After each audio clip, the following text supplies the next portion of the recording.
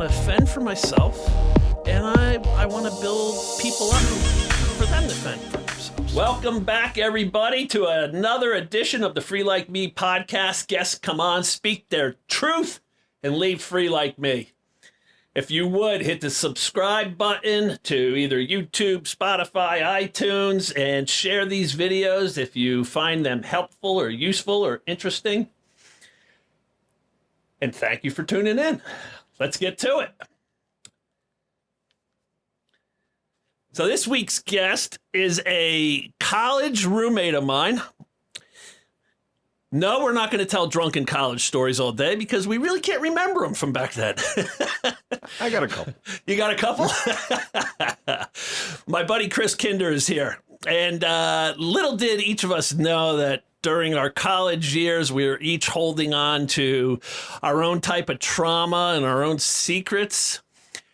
And now we're at an age where we realize breaking our silence, sharing our pain, and helping others to heal will ultimately heal ourselves. So Chris is here, and we're going to talk about the secrets he was keeping. So Chris, welcome, buddy. Thank you for having me, Clark. Yeah, man. Appreciate it. Maybe we'll do another episode down the road where we just talk about drunken college stories. I think people would be very entertained.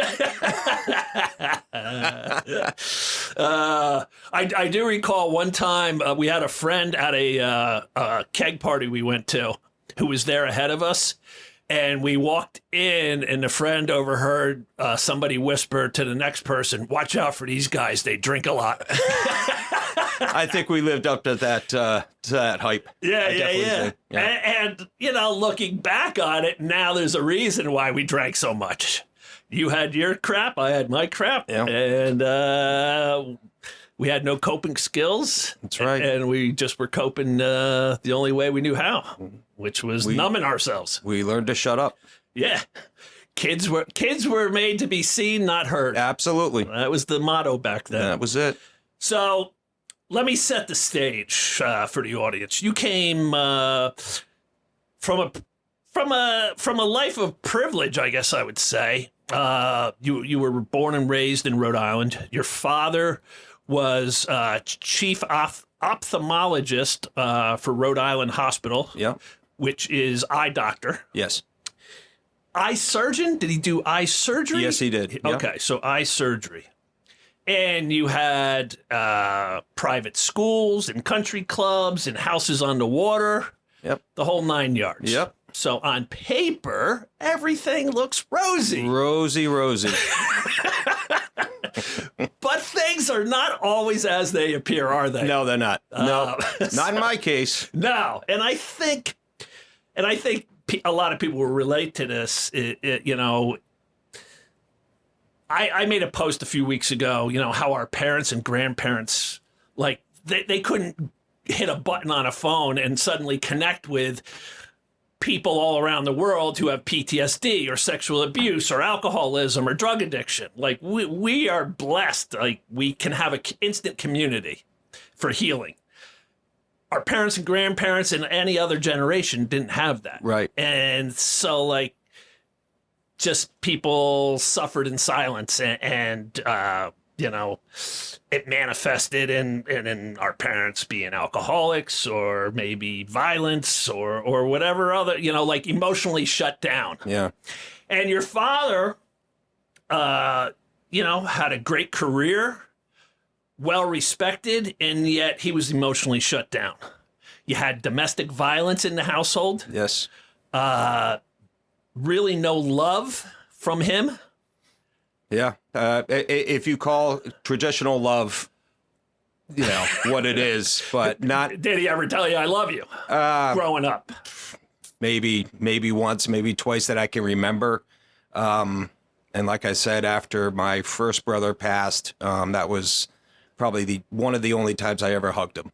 And so it was that kind of emotional distance that was painful. Very painful. You were one of three boys. Yeah, youngest.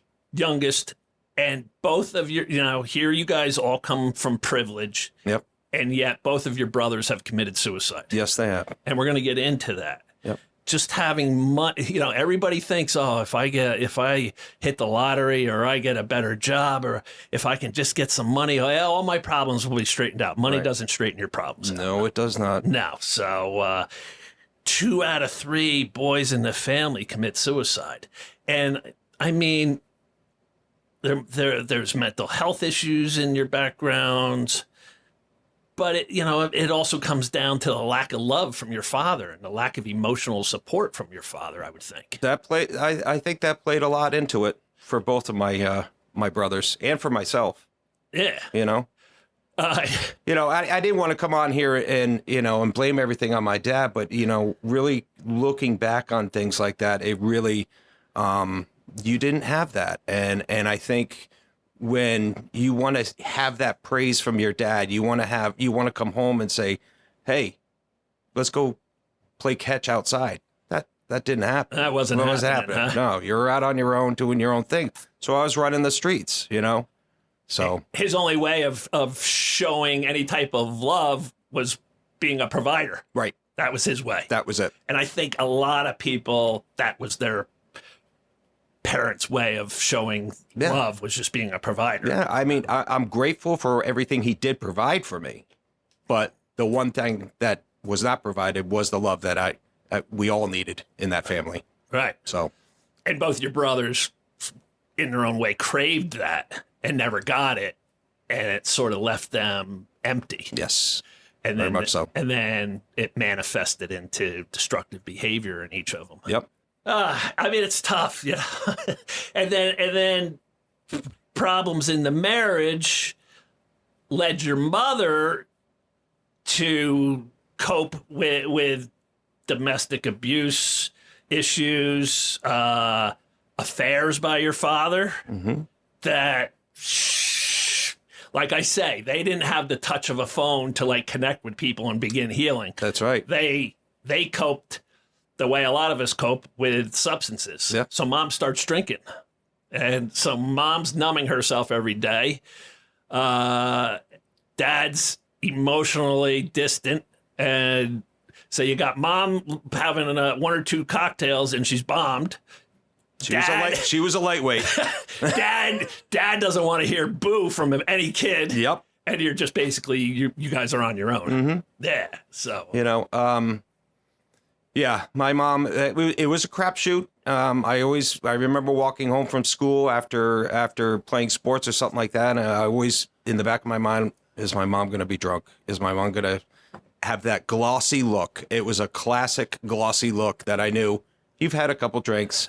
I'd be on a phone call with a girl, I'm talking about like 6th, 7th grade. And then she'd pick up the phone on the other line and be like, who are you talking to? Slurring. Yeah. And I'm like, Mom, could you please get off the phone? And it was those type of things that were embarrassing. But my mother was in my mind, a fantastic mom. She cared about us. She tried. She did a lot of things that she had to just deal with. And she didn't choose the right avenue sometimes, right. But she made it through. And for her to deal with what she's dealt with throughout her life, as you know, she just passed last year. So right. She put up with a lot, and she muddled through. Right. And she found faith. Okay. Big time in the church. That helped her. Huge. Early on, nothing. I would say, as far as I can remember, she was dragging us to church. And it was probably early 70s, 1970s. So that's when she really got into it. And then she just kind of kept on going. She was a member of choirs and just loved her church. Loved it. What would your father's response be if one of you boys came to him with a problem or came to him with, I need help with this?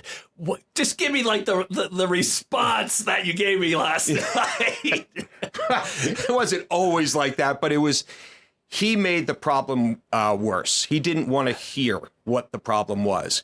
Jesus Christ, what the hell's going on now? And it's like, Dad, I need some help here. I need, why aren't you studying harder? Why'd you get a C on your test? You could do better. Jesus, it's always Jesus. Forever I thought my name was Jesus Christ, because that's every time you saw me, it was Jesus Christ. Oh, that's great. But that was him. I mean, he did have a fun side to him, and that really came later on in life. But what transpired in the beginning of my life and from my brothers was difficult. Was very difficult. I've had people in my life that drank on a daily basis, and it's just like, it's so frustrating. Like, you can never have that heart to heart. So, like, maybe you did great in the little league game and you wanted to come home to mom, and because you can't come home to dad, he doesn't have time to hear about it. Yep. He doesn't want to hear about it. Just leave me alone. Yep. But you want to come home to mom and share, a report card or a hit you got in a game, and then mom's like half looped. Yep. And it's just like, you can't catch her Yep. sober. It's got to be frustrating. It's very frustrating, and it was. But it seems like I got a little bit of different DNA than my brothers, where I was able to kind of push things aside, didn't let it get to me, and I was able to kind of cope a little bit better. But I did stupid things. I lashed out. I hurt people. And because I was angry. I mean, I had a lot of underlying anger, and it hurt some of the people I truly loved. So, right. Which stinks. Right. So let's go into your older brother, Jeff. Jeff. I met him, when we were in school. He went to UMass, and we were in Northeastern down in Boston, and we went up there for partying for a weekend here and there. And, he seemed like the man on campus, like a really cool dude, party guy, womanizer, fun to be around. Yeah. And, to me, I thought he seemed like a great guy, and had his shit going on. Yep. But there was signs that he didn't have his stuff going on, right? Yeah. There was a lot of signs, and that it wasn't out of the ordinary for him to miss holidays.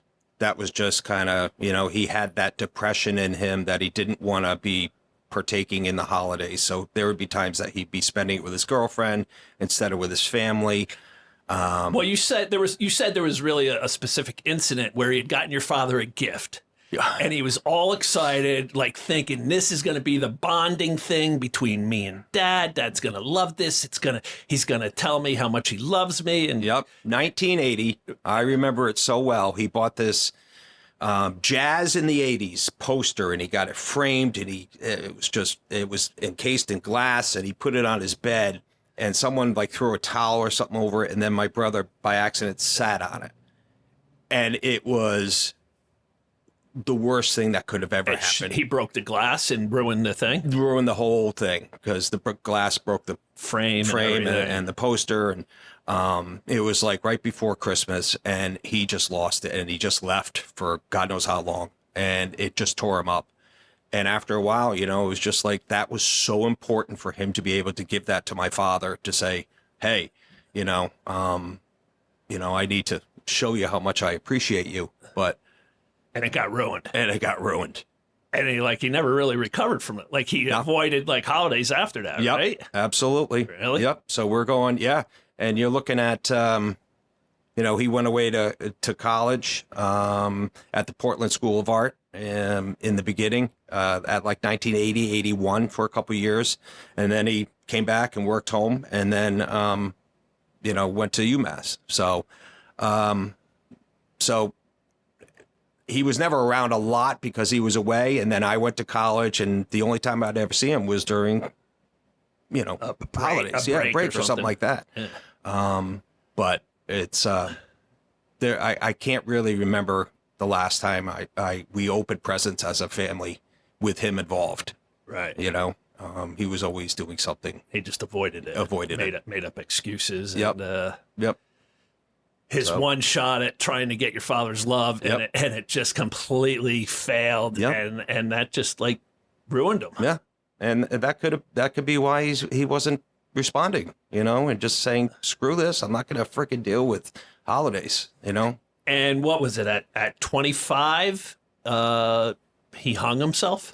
26. He hung himself. Yep, he hung himself. I was in Boston. You and I were living together. I think you were away. I think you were doing something. But I got a phone call. I was working at my job placement, and I got a phone call from my mom saying that their cleaning lady, found him hanging down in the basement.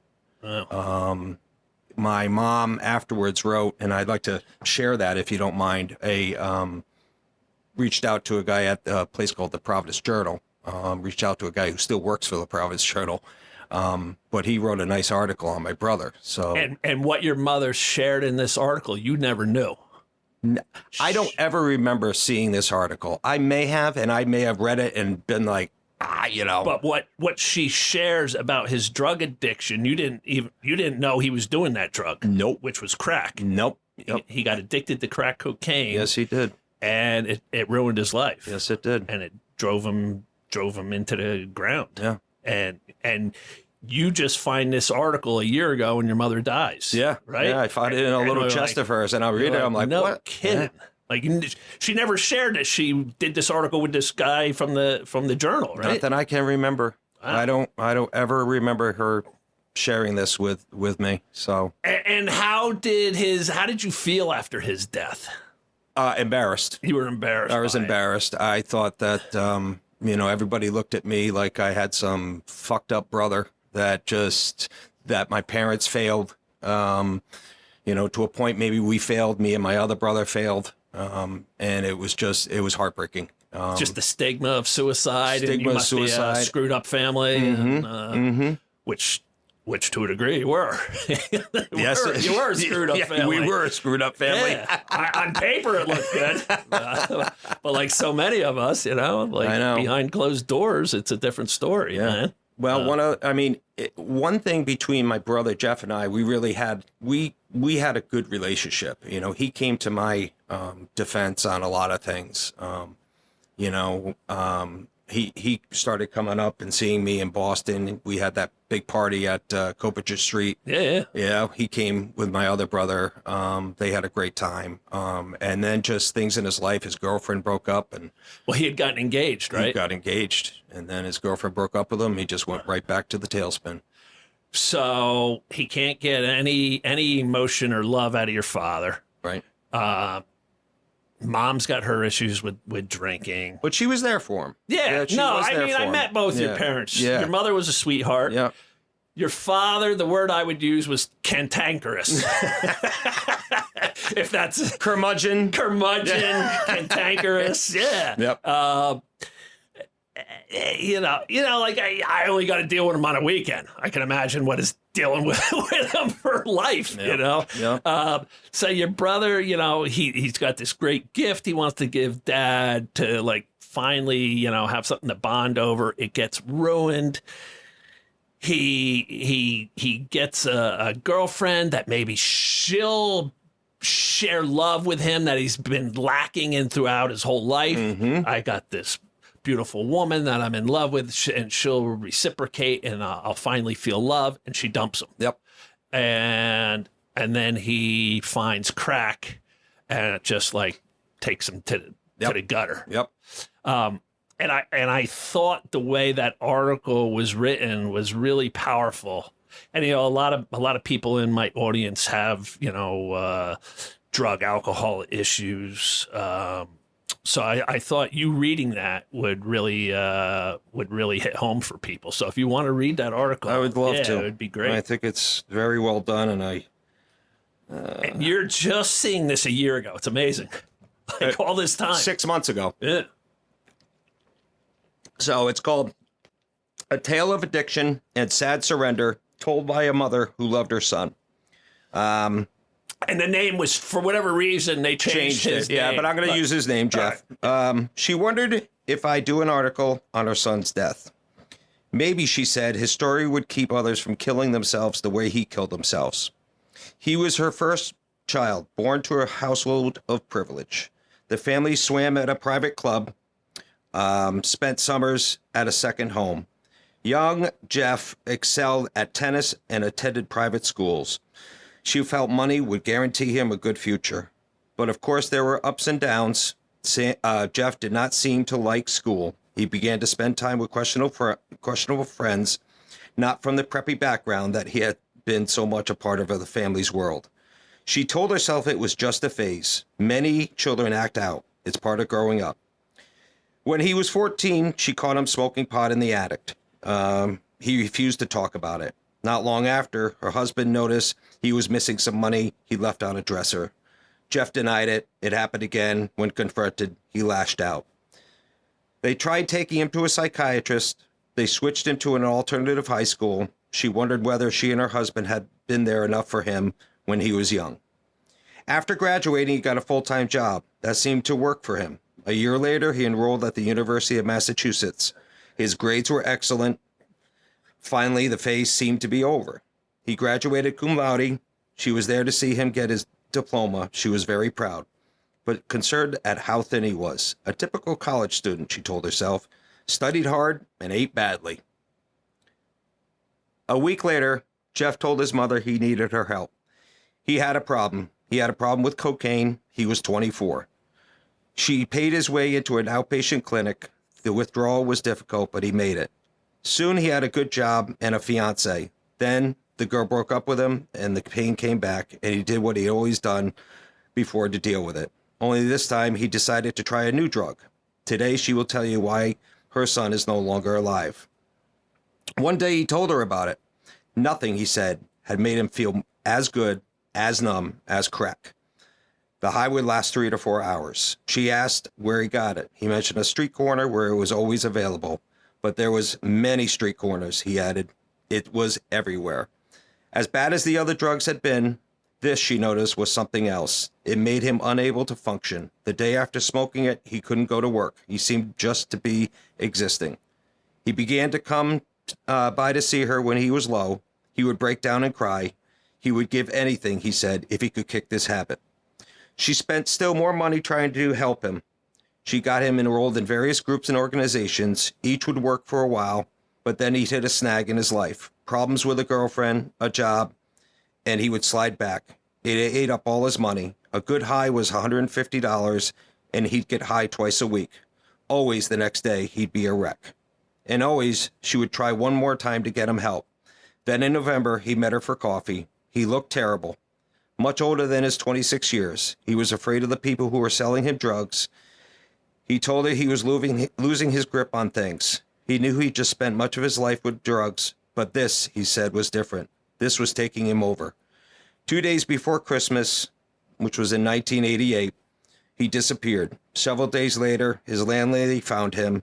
It was by his own hand, not the chemical, but clearly it was the chemical that killed him. She has something she wants to say. She, more than most, understands that those who need to take away pain, but this chemical won't do it. She says it will only create more. So that, you look at that, I never knew he did.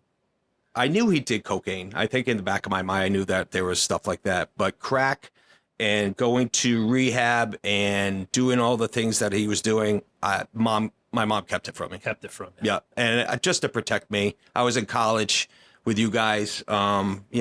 She wanted me to have a good life, and she didn't want to burden me with those type of problems. So, and my brother, I told you the last time I saw him was probably in that September before everything, and he and I went to the beach. We had a great time together, and he dropped me off afterwards, and he was skinny. And, Jeff was always skinny. I was the one who got the weight in the family, so, it with him, as opposed to my other brother, a lot of it was numbing himself with drugs, taking away the pain. Things just got so bad.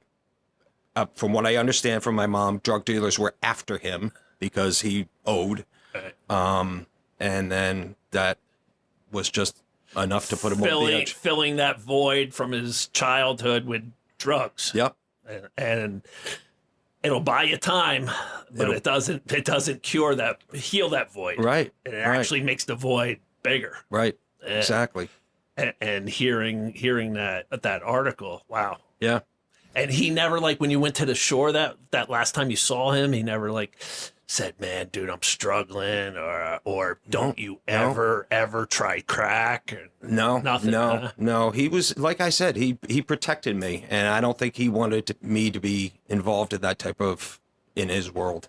And when he passed, like I said, I came back to school, and I struggled. I struggled, and you guys had no idea. I don't think you were there, but Kevin, the other roommates were there. And I partied like a rock star and doing my own thing, but I didn't want to talk about it. I didn't want anybody to really know about it. People found out, blah, blah, blah. But, I was completely embarrassed by it. And, and were your parents eventually had gotten divorced? Yeah, they still together when this happened? No, they got divorced when I was 14. So my brother Jeff was 18, and that was when he first went off to the Portland School of Art. And he was up there for a couple of years. And just as a side note, I got a message the other day from a friend of his from the Portland School of Art who was like, this is a long shot. Do you happen to be Jeff Kinder's brother? And she put it on Messenger, and I messaged back. I said, yeah, I am. Unfortunately he took his life, back in 1988. And she's like, I know I saw that had happened. She was saying how kind he was, how uplifting he was to other people. Everybody loved him, that type of thing. And I said, well, it means a lot that you reached out to me. And then she shared that she had her own daughter commit suicide like a year and a half ago. Oh. And it was just, it just happens. It just happens so much. And it happens now, and it happened more back then. Yeah, I made a post, and I listed all the people in my life that have committed suicide. It's getting to be pretty long. And this studio, which is Andy's, the producer's studio, but the Suffering Podcast is how I met Andy, and the Suffering Podcast films out of this studio, and Kevin and Mike were the hosts, and Mike took his life a month ago, and that was Mike was struggling with alcohol. But I don't think any of us saw suicide coming. Yeah. And yet he fell into that dark hole. And, before you think clearly again and give it time, you do something rash. They always say once you make that decision to kill yourself, it's pretty much a done deal. They're at peace with it. It did go over over and over in my mind that how he did it.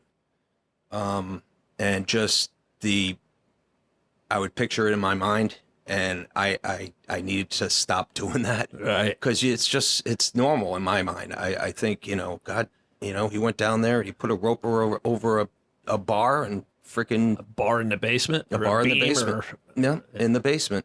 And the landlady comes in and has to see that. And that's who knows how she is. Yeah. Right. To this day, and unfortunately, they did not notice the body until the 28th of December, which was my mother's birthday. And I forgot to tell you that last night, that's when they found her. So on her so every birthday of hers is a reminder of losing her firstborn. Wonderful. Yeah. Wow. So, my mom did a lot of stuff with the Samaritans. After that, she did a lot of volunteer work. She worked with them. Well, you gotta find somehow to find purpose in life to keep going. Yeah. And you and I are party animals at school. And I think it's interesting. So many people that either get into law enforcement or therapists or psychiatrists, psychologists, social workers. There's a reason why they got into that, because there's usually something in their background.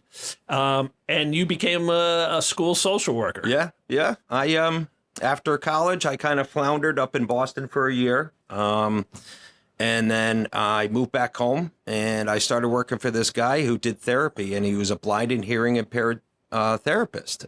And I was he himself were blind? He was blind and hearing. He had retinitis pigmentosa. So basically he wore hearing aids. He could hear a little bit, but how he saw was like if you look through a straw. That was his sight. No peripheral, nothing. Right. He was on the Olympic team for disabled Olympic team for skiing. So he would ski behind a guy in front of him, right, with lights on the back of that guy's skis and follow the lights. The guy was amazing. He water skied. He did everything. It was wild. And that kind of pushed me in the direction of wanting to do something to help people. So when I moved to Florida, I said, I enrolled in the Barry University School of Social Work master's program, and decided to do children and families as my concentration. And from there, And you actually got therapy while you were going for a social worker degree. Absolutely. They said, if you've never experienced therapy, you need to experience therapy. And because after Jeff died, that wasn't an option. I wasn't going to go to therapy. That's for go talk to somebody. That's for pussies. That's for pussies. I'm not going to. What the hell do I want to do that for? Right. I mean, this is going back to the 80s, and that was still like the mentality. It was. Yep. You just sucked it up, and you just dealt with it. Power on. Yep. But going to school and learning more about people and diagnoses and why people do the things they do was probably the biggest saving grace in my life, because I was on a track to nowhere. I didn't know what the hell I wanted to do. I wanted to be a lawyer. I bombed the LSAT. I wanted to be a cop. Nah, ain't gonna happen. I wanted to, so that pointed me in the right direction and gave me a good sense of purpose. Well, you thought about being a cop, and numerous times in our college years, we had the cops called to our apartment for drunken behavior. They were very upset with us. And one of those occasions, just midnight bombs, smashing stuff, doing whatever we were doing, and the cops show up, and you're like, yeah, I want to be one of you guys. And what was the guy's response? He's like, are you out of your fucking mind? You are not going to be a cop. Shot you right down. I'm like, all right, well, whatever. We'll see what happens.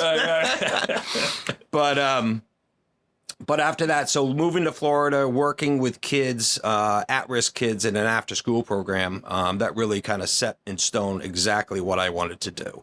And then it made you feel better about yourself. It made me feel great to help kids. Yeah. My God. And when kids would actually, and they were tough. These kids were wild. There was a lot of restraining, because it was a difficult job. It was my entry level job into the field. Right.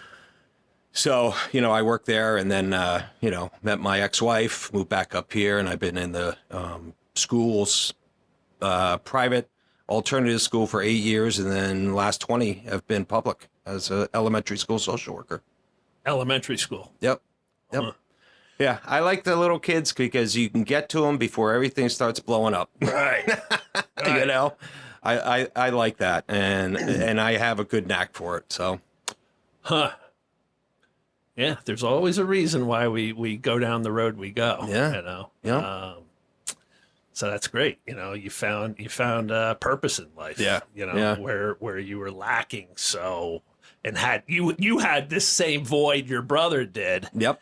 And I mean, you after college, you were teeter-tottering, on the fence of filling that void the wrong ways.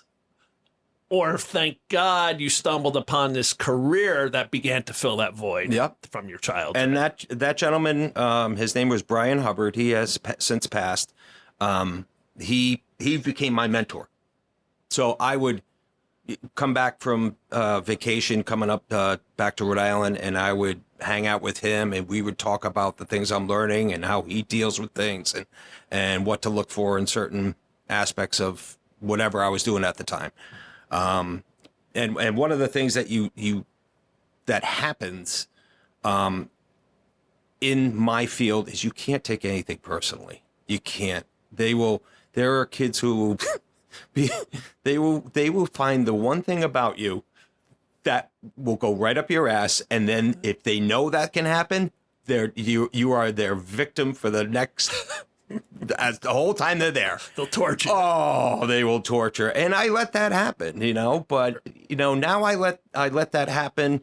Kids will say something. It could be about my hair or the dimple in my chin, and it's like, whatever, ha ha ha. You gotta laugh at it. Yeah, no. My last name's Kinder, and it's like, oh, hi, Mr. Kindergarten. I'm like, all right. Yeah, I've never heard that one before, kid, So yeah, it was a blessing. It was great going to school. Good. And as you found your path to fill that void, now you got your brother Rob, the middle son. Yeah. And he struggled throughout his life. Yeah. Not the same as not necessarily with drugs like Jeff, but like with mental health issues. With a lot of mental health. So after my brother Jeff died, Rob picked up in 1987 and decided to move to Utah. Okay, whatever. I don't. You think he might have just put his finger on a map? Yeah, and just be like, I'm moving there. He was always more of the quieter one between Jeff and I. I was more outgoing. He was always more reserved.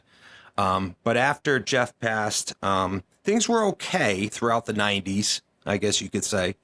But things really started to pick up mentally for Rob. And he struggled with that lack of love from your father greatly, right? It was to the point where he pined for it so much, and I've already come to the conclusion, this is my father.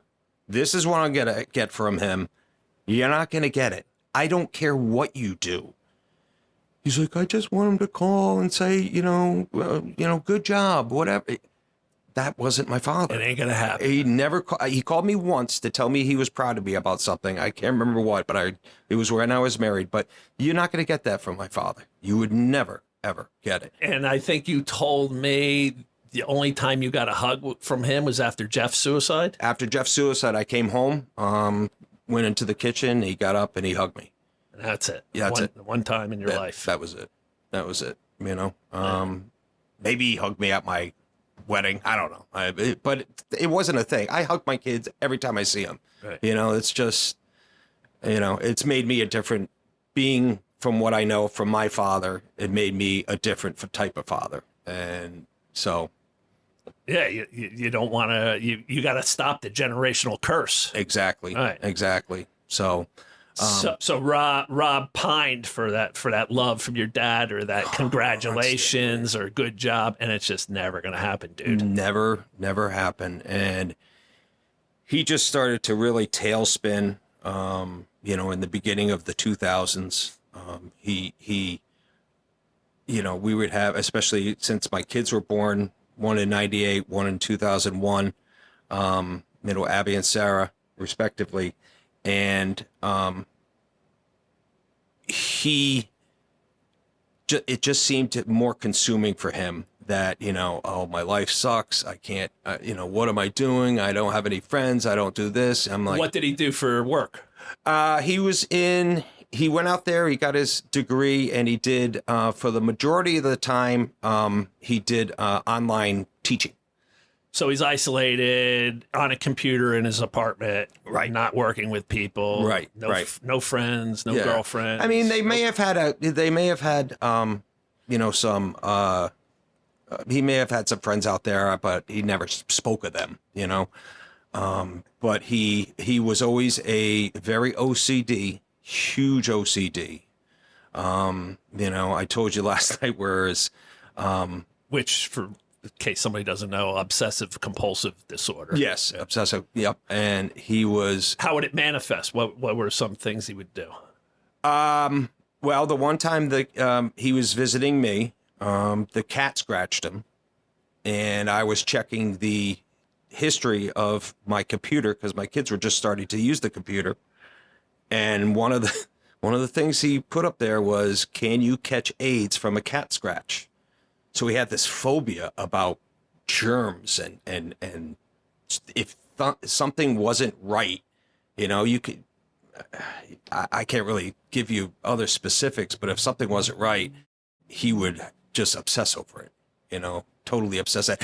There was another time that he had, he thought he was getting poisoned by the exhaust fumes from a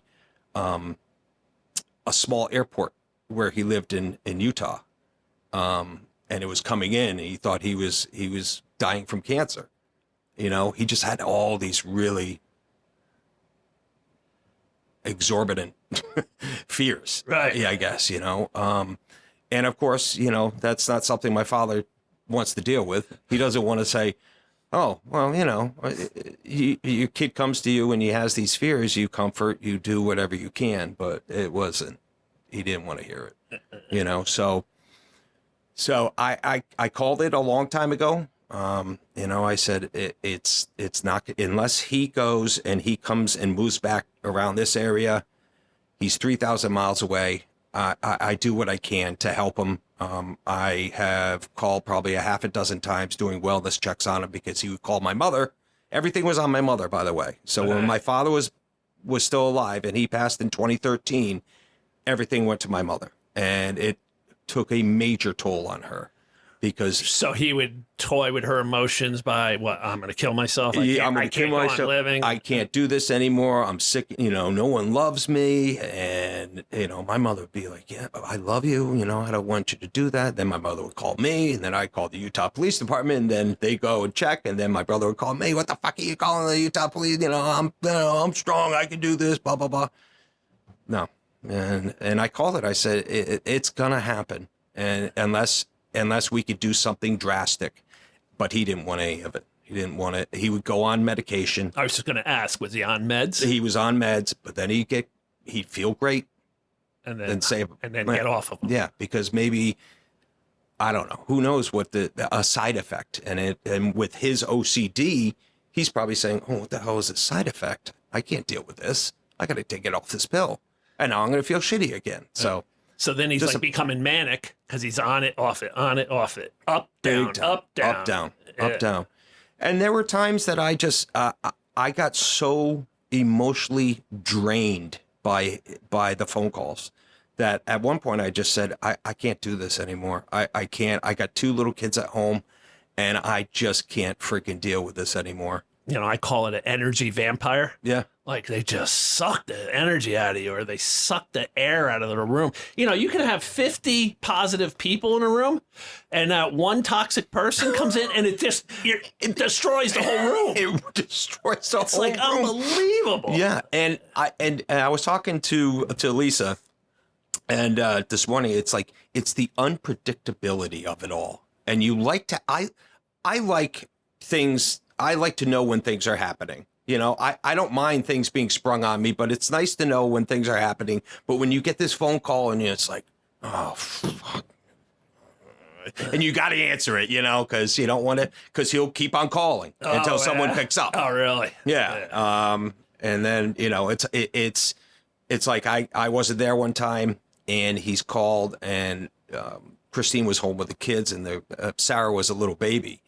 And Sarah's screaming and wailing, and Christine didn't answer. He kept on calling. She finally picked up, and he's going into a spiel about life sucks and everything. And Sarah's screaming, and she's like, "I'm sorry, Rob, I can't talk." He's like, "Fine," he took it personally.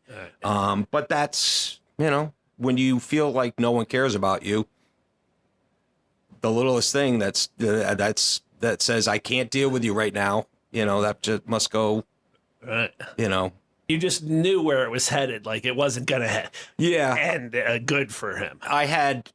I was working at a golf course in the summer because I get summers off, and he had called me during my shift, and I called, and people were waiting at the bar, and he's going on and on. I said, I'm begging him. I said, I don't want you to die. I don't want you to die. He's like, I know, and it's just the same thing. And then I'm like, I gotta go, dude. I'm working. I'm at work. He's like, fine, click.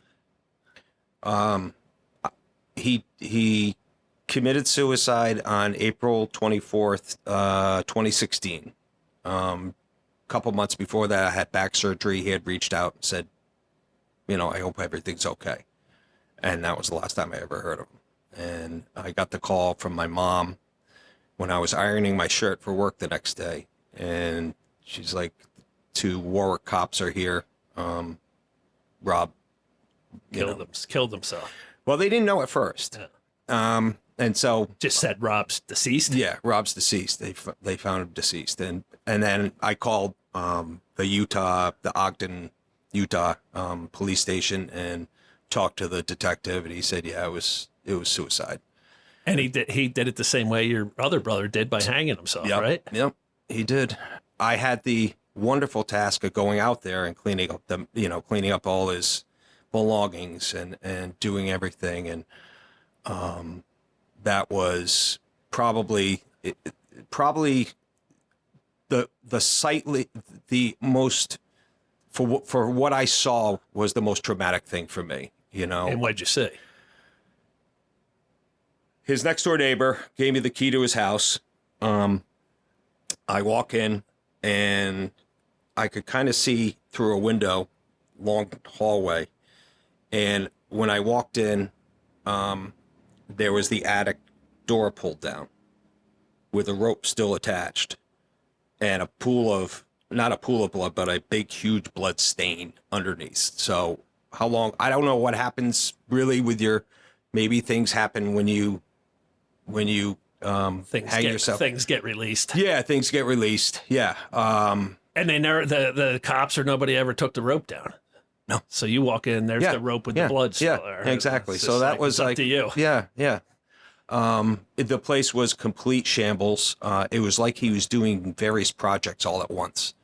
Tools out, pieces, boards everywhere. Just, really no furniture. Just like a mattress that he was sleeping on, where he would have his computer. And that was it. So I just kind of got all the affairs in order and spent a few days out here in Utah. Now, your first brother died, and you felt shame and embarrassment, the stigma of it.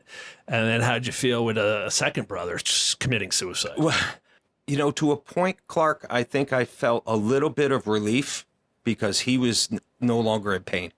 Right. He was just such a person who was in pain. Do I want it to happen? Of course not. But you know what? He did this so he just didn't want to have that pain, and he carried it for decades. He was miserable. He was miserable. Right. And the support I got when I came back and came back to work eventually after a couple weeks was immense. And I said, I can't look at life as an embarrassment when things happen, I gotta look at it differently, and I gotta look at it as something that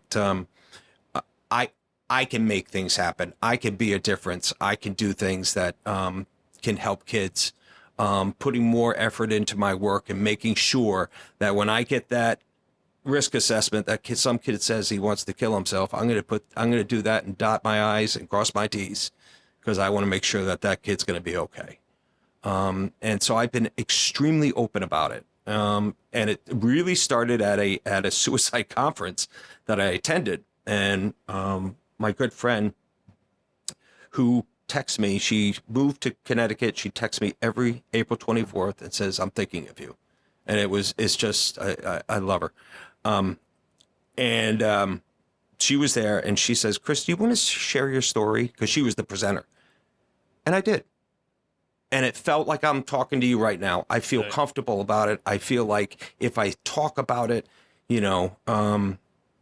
more things can be done. People could be more aware. Look at the little things that are going on with your kids.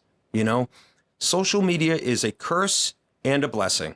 You said that in the beginning, but having, social media, the online bullying and just, people taking pictures and photoshopping pictures of, and putting them out there for everybody to see. And kids are just like, I can't deal with this, So it's just made me, more aware of that it happens. There's things that you cannot do about it. Because I've had people who say, that's your brother, you really should be doing more. I'm like, what? What?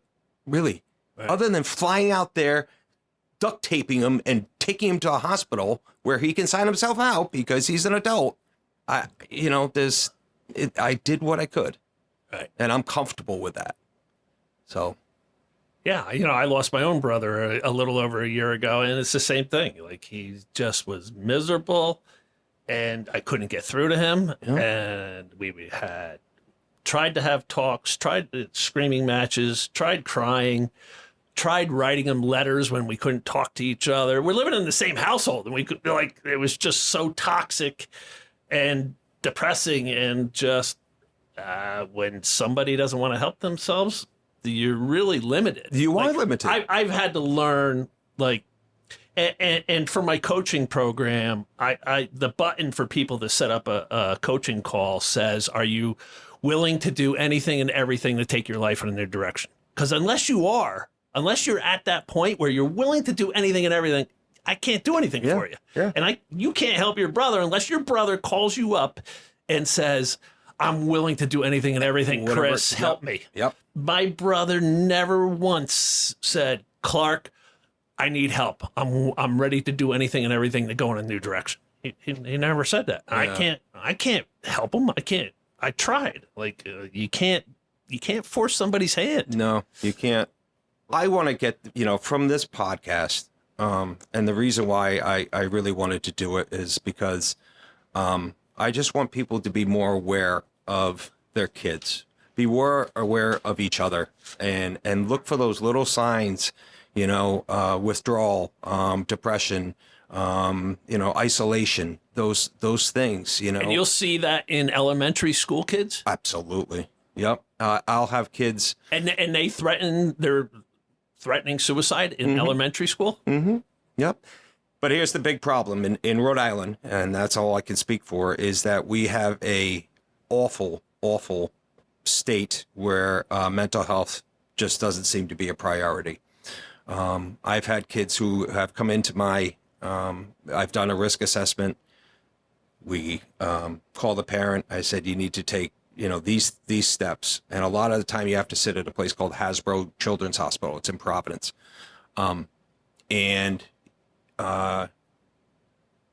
They did that, and they sat there for 14 hours before they were seen. So imagine being a kid who's crying out for help. Comes to me. I'm going to get you that help. You're going to go there, and you're going to get that help. But you're sitting there for 14 hours. Right. So that kid's probably saying, well, what the hell do these people care about me for?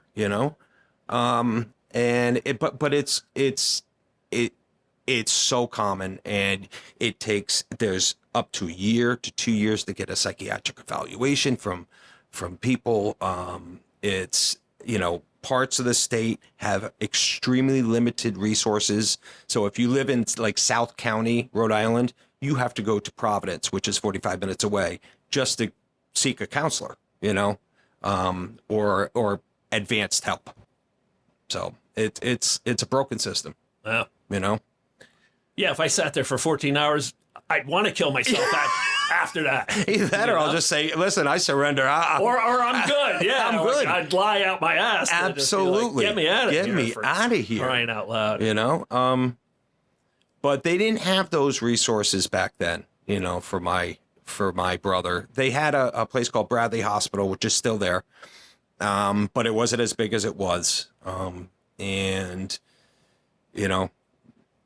I know my mom did everything that she could for both my brothers, and to a point, my father and Jeff, their relationship was improving, but it never got to that point where, it was still okay. Well, I need dad's help. I need this.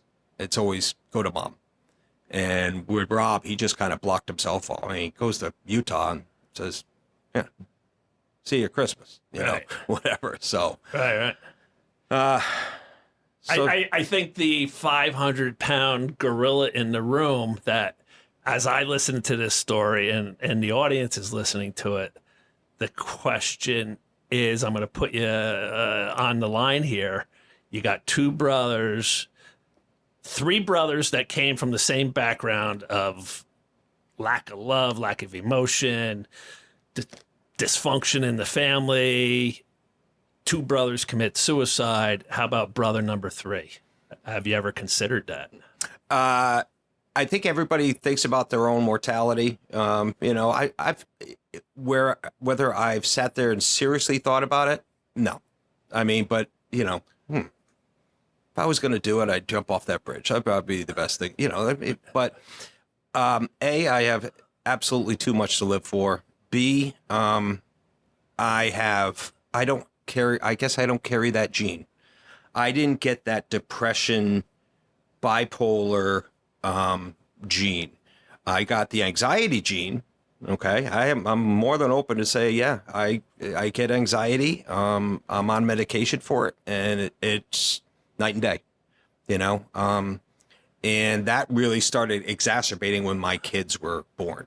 And and I thought to myself, even if I didn't have my kids, this is a good life. I am where I am, but my kids are make it just that much more special. You know what I mean?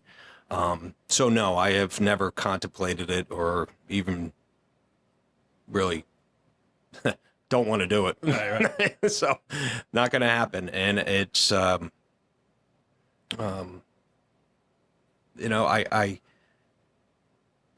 it hits people at so many different times. And I don't think I shared this with you, but I was, getting a tattoo the other day, and one of the girls, she had a grandfather, and he played golf every day. She says, the nicest, most beautiful man you ever met, smiling every day. Before Christmas last year, he went to the golf course by himself, played a couple of holes, and then slit his throat on the golf course. Slit his own throat on the golf course. Slit his own throat on the golf course. Wow. And when she told me that, I'm like, first of all, how the hell do you do that? But, right. Wow. But you just don't know what people are carrying. Yeah. And when you belittle someone, when you say shitty things to people, you don't know what people are going through. Everybody is carrying weights that you have no idea. And I always try to think of that when someone's being an asshole. Seriously, it's like, what's going on in their life? What's going on with you? Right. I don't mind calling people out. And it'll be like, what is your problem? That's okay to do, but be like, giving it back to them or whatever it is. It's, you just gotta be nice to people. You got to be kind to people, and it's not happening a lot these days. No. What keeps you on a good path nowadays and keeps your sanity and Oh, definitely my job, and my kids are.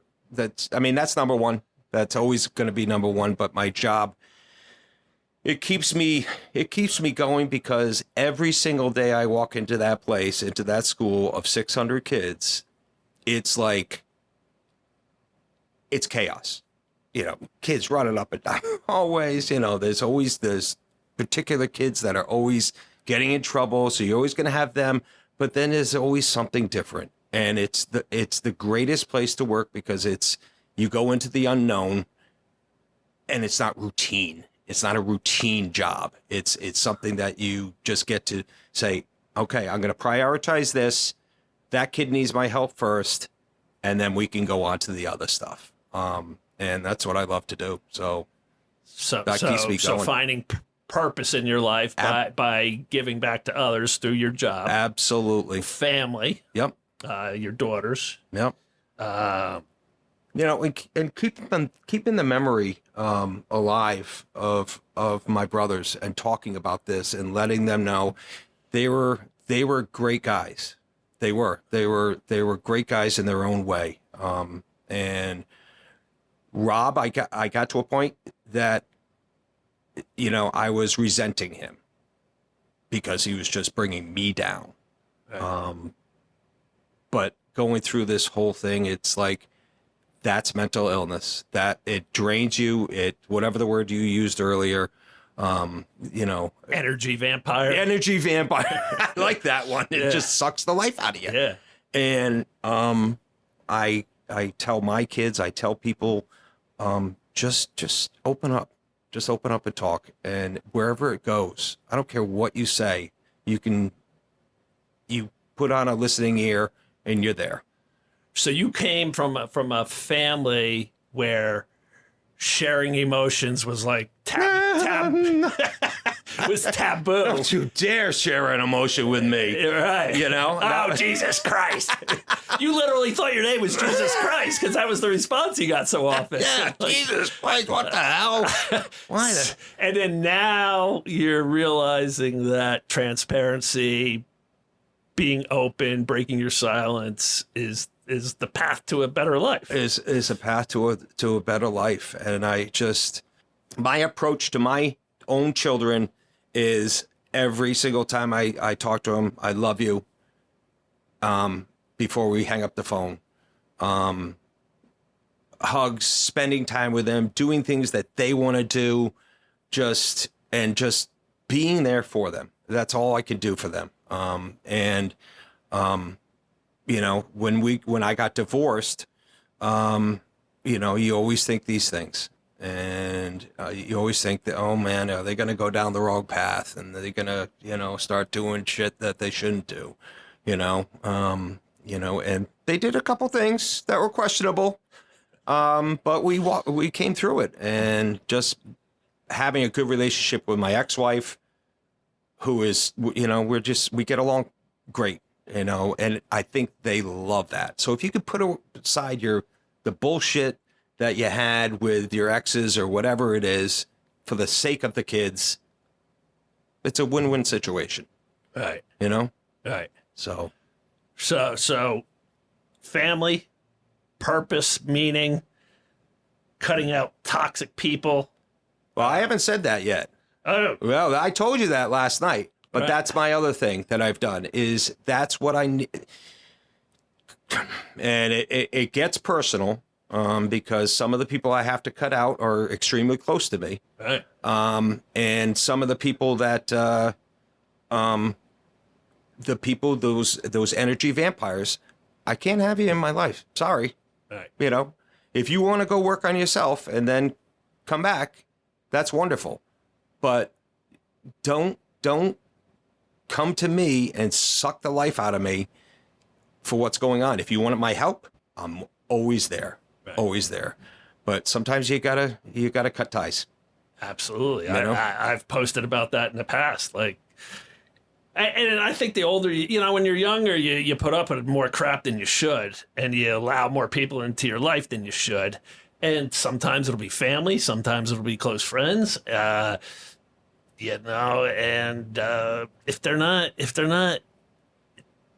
adding something to my life, if it's all just listening and draining me, and you don't want to do anything about what you're complaining about to correct it, like, what are we doing? Exactly.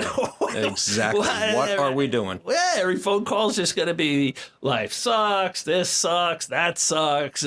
Well, do something about it. Yeah. What are you going to do? Yeah. Let's life's too short. Yeah. But a lot of people, their identity is tied to the problems they've had in life, and that's all they can relate to is how they've been wronged, how they've been abused, how they've been mistreated, how their ex-lover screwed them over, and they can't move on. Right. And their whole identity becomes all the bad that's happened to them in their life. Right.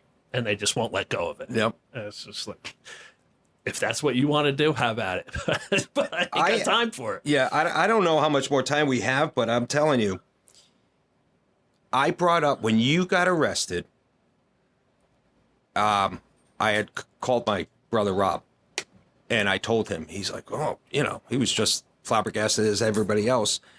And, and he would always ask about you. He always said, hey, how's Clark doing in there? I said, it's got to be difficult. I went to see him. He was, he was okay, but it's going to be a difficult road. But he's persevering through it. And he's like, yeah, just trying to get him to think you could do it. Right.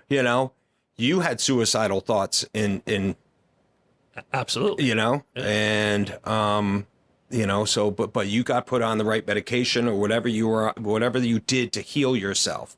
You went to Bible study, you went to, support groups, all that stuff, and you got through it. And, that's what he needed. But that's not what he took upon himself to do. Right. So. And you try to say like Clarky's gotten through all this and he's come out of it much better. Yep. Like hint. Yes, hint. Yeah. And it just, it didn't go. Right. I awoke in prison and I said, what the hell have you done to your life? You just flushed it. And then I got to the point where I was like, I'm willing to do anything and everything to go in a new direction. And, being sober's one thing, having faith is another thing, exercising daily is another thing, getting new habits, getting disciplined, yada, yada, yada, and... Wait a minute, don't forget. Finding love, like all of that, and I still I had my party buddies that I'll always be friends with, but I'm going this way in life and they're still sort of that way. Yeah. And we can talk. I'm there if something happens, I'll be there. Yeah. But you can't be a part of that. But I'm not, I can't go out to the bar with you. I can't, No. we go to restaurants and you want to start chugging vodka. I can't. It gets old to me. Yeah. I go to a party and 2 hours, I'm twitching. Yeah. That's it. I can get the 2 hour mark. Something happens. Yeah. Whether it's a family party or any party, it's just I gotta go. No, I hear you. I hear you. Just so people don't invite me out anymore. Clark gets twitchy at 2 hour mark. Why even bother inviting him? But yeah, you have to. You're responsible for your life. Yep. I'm responsible for my life. Your brothers were responsible for their life. My brother is responsible for his life. And if you don't want to do anything to improve, I can't make you improve. Yeah. Yeah. Can't do it. Yeah. Thanks for being here. Thanks for sharing your story. I appreciate it, Clark. Just removing the veil, talking about suicide, talking about depression, talking about family dynamics, which, taboo, Wait a second. We got to touch on one more thing. Sure. Remember about wanting to do something to address suicide in schools. And they don't want you to use certain words because they say it's going to trigger. Right. So, we don't want to talk about or say the word suicide in school. That's going to make someone want to commit suicide. It's no, if you say, what was it that you told me? The trauma, story. I went to a school district in New Jersey and the principal said, Clark, we have two problems with your speech. And I'm like, yeah, what's that? You can't say the word rape or sexual abuse. I'm like, what do you want me to say? And the guy goes, I had a traumatic life experience. Mm-hmm. And then... So a dog bit you. Yeah, right. Or anything. A bee sting? Like, what are we talking here? And then I go, what's the other thing you don't want me to say? And they're like, you can't say murder. You can't say you murdered your abuser. And I'm like, what do you want me to say for that? And the guy looks up and he's like, my traumatic life experience led me down many dark paths and it landed me in prison. I'm like, I guess I won't be speaking here. Thanks for meeting with me. We got to stop. And you got the same thing. Yeah, right? we got to stop sugarcoating it and tell it as it is. It's suicide. It's a proper word that doesn't need any other interpretation. It's when someone takes their own life. Right. And that's nothing to fuck around with. Right. And that's where people need to start talking. But I think in this day and age, everybody is so worried that someone is going to get upset by something. But wouldn't you think that they're in the audience saying, well, what traumatic event? I mean, they want to know. They want to know rape is a reality. Sexual abuse is a reality. Let's talk about it instead of burying it. Suicide's a reality. Right. Yeah. So, yeah, I mean, that's, I don't share any political stuff on here, but yeah, like everybody gets offended by everything nowadays. Mm-hmm. And it's just like, you can't. I mean, literally, you can't say the word rape or suicide, and yet kids are going to get raped and commit suicide, and you don't want to talk about it. Yeah, yeah. And I had a teacher tell me, Clark, they don't want to invite you in because if you get up there and speak, and then all of a sudden we have 20 kids the next day coming to the guidance counselor's office saying they've been abused by their father, their mother, their uncle. Good. And then now all of a sudden we've got to treat them all, and the school just wants to teach reading, writing, arithmetic. Yeah. Get them out the door. Yeah. They don't want to be therapists. That is the biggest pathetic excuse that absolutely. I can think of. Exactly. I mean, it's only going to hurt the kids. Yep. You finally got that door open, and they want to close it really fast. Yeah. Horrible. Yep. Thanks for being here. Thank you very much for having me. Yep. All right, everybody. Another edition of the Free Like Me podcast. We all hold stuff in and we hide stuff, and you need to share it. You need to be transparent. You need to be open, because not only will it help you heal, but it'll help somebody else heal. So we are not alone in this battle. We're all battling something. See you next week. Peace.